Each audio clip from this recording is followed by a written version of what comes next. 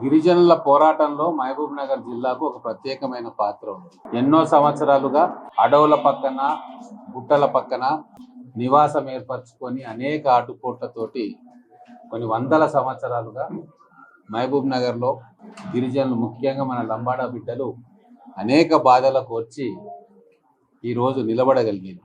ఇదే రోజు 1976లో మన జిల్లా బిడ్డలు అనేక పోరాటాలు చేసి అప్పటి కాంగ్రెస్ ప్రభుత్వంలో ప్రధానమంత్రి గారిని ఒప్పించుకొని లంబాడీలకు రిజర్వేషన్ సౌకర్యాలు ఫలితాలు వచ్చుకునేటట్టుగా ఈ ప్రాంత లంబాడా నాయకులు అనేక ఉద్యమాలు చేసిండ్రు. దాంట్లో ఇప్పుడు చాలామంది సీనియర్ సిటిజన్స్ అయ్యింది. దాని తర్వాత లంబాడా హక్కుల కోసం కూడా తాండా పంచాయతీలు కావాలని చెప్పి కూడా మహబూబ్ నగర్ జిల్లా లంబాడా బిడ్డలు ముందుండి పోరాటం చేసిండ్రు. అది సాధించుకున్నారు.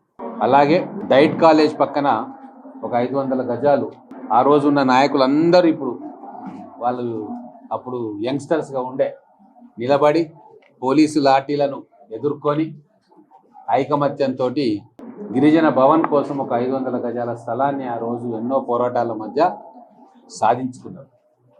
కానీ దాంట్లో చెప్పుకోదగ్గ కన్స్ట్రక్షన్ కానీ ఏది రాలేకపోయింది. నేను ఎమ్మెల్యే అయిన తర్వాత ఖచ్చితంగా ఇక్కడ మనము ఒక భవనాన్ని ఏర్పాటు చేయాలి, ప్రభుత్వం తరఫున వారికి ఇవ్వాలి, దాంట్లో వాళ్ళ కార్యకలాపాలు గౌరవంగా కొనసాగేందుకు ఒక వ్యవస్థను ఏర్పాటు చేయాలన్న ఆలోచన వచ్చింది.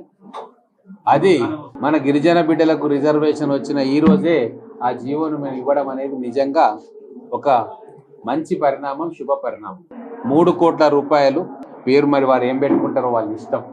దాన్ని శివలాల్ మహారాజ్ భవనం అంటారా, గిరిజన భవనం అంటారా, ఇంకేమన్నా అంటారా, అది వాళ్ళ పెద్దలు కూర్చొని నిర్ణయం తీసుకుంటారు. కాకపోతే ప్రస్తుతానికి అది గిరిజన భవన్గా 3 అంతస్తులతోటి 3 కోట్ల రూపాయలు ప్రభుత్వం శాంక్షన్ చేయించి జీవో ఇచ్చింది. ఇది ఉట్టిగా కాగితం ఏం కాదు. ఫైనాన్షియల్ అప్రూవల్స్ అన్నీ అయిపోయిన తర్వాతనే మేము జీవో విడుదల చేసినాం. ఈ జీవో మనకు ఇచ్చినందుకు, మనకు శాంక్షన్ చేయించినందుకు ముఖ్యంగా మన గౌరవ ముఖ్యమంత్రి గారికి ధన్యవాదాలు తెలుపుతూ, ఇంకా మన మంత్రి గారు ఎస్సీ ఎస్టీ వెల్ఫేర్ శాఖ మంత్రి పెద్దలు అడ్లూరి లక్ష్మణ్ గారు ప్రత్యేకమైన చొరవ తీసుకున్నారు. వారు మంత్రి పదవి చేపట్టిన 3-4 నెలల్లోనే మనకు గిరిజన భవన్ శాంక్షన్ చేయించారు. ఇంకా ఏదైనా కొద్దిగా వెనక ముందైనా కూడా మనం దాన్ని మంచిగా కంప్లీట్ చేసుకుందామన్నా అని చెప్పి చెప్పడం జరిగింది. కాబట్టి ఇది మన గిరిజన బిడ్డలకు, ముఖ్యంగా లంబాడ బిడ్డలకు తెలియజెప్పాలని చెప్పి ఈరోజు ప్రెస్ కాన్ఫరెన్స్ చేసినాం. ఆ 3 ఫ్లోర్స్లో ఒకటి లోపల కూర్చొని మాట్లాడినాం పెద్దలతోటి. ఒక ఫ్లోరు లైబ్రరీ ఒకటి అద్భుతంగా మన పిల్లలు మన కాంపిటేటివ్ ఎగ్జామ్ చదువుకోవాలన్నా ఆడ కూర్చొని చదువుకునేటట్టుగా, ఎవరైనా సరే మంచి ఎన్సైక్లోపీడియాలు పుస్తకాలు అక్కడ పెడితే వాళ్ళ విజ్ఞానాన్ని పెంపొందించుకోవడానికి వాళ్ళకి అవకాశం వస్తుంది. ఒక ఫ్లోర్ అయితే లైబ్రరీకి పెట్టుకుందాం సార్ అని వాళ్ళు చెప్పిండ్రు. మిగతా 2 ఫ్లోర్లు ఓపెన్ హాల్స్ లాగా ఉంటాయి. అవి వాళ్ళ మీటింగ్స్, ఇంకేమైనా పర్పస్లో వాళ్ళు ఏ కార్యక్రమాలు చేసుకోవాలన్నా ఆ కార్యక్రమాలు చేసుకోవచ్చు. కాబట్టి ఖచ్చితంగా ఇది ఒక మంచి పరిణామం.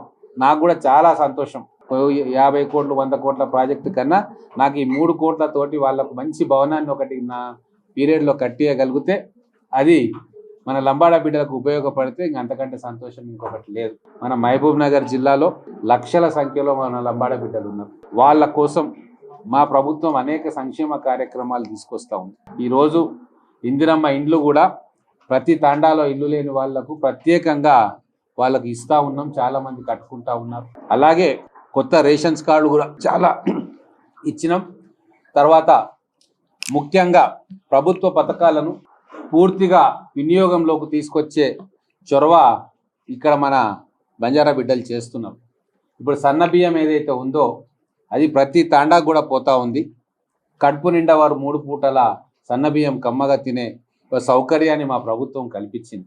ఇది 3 కోట్లు ఇప్పుడు శాంక్షన్ అయింది.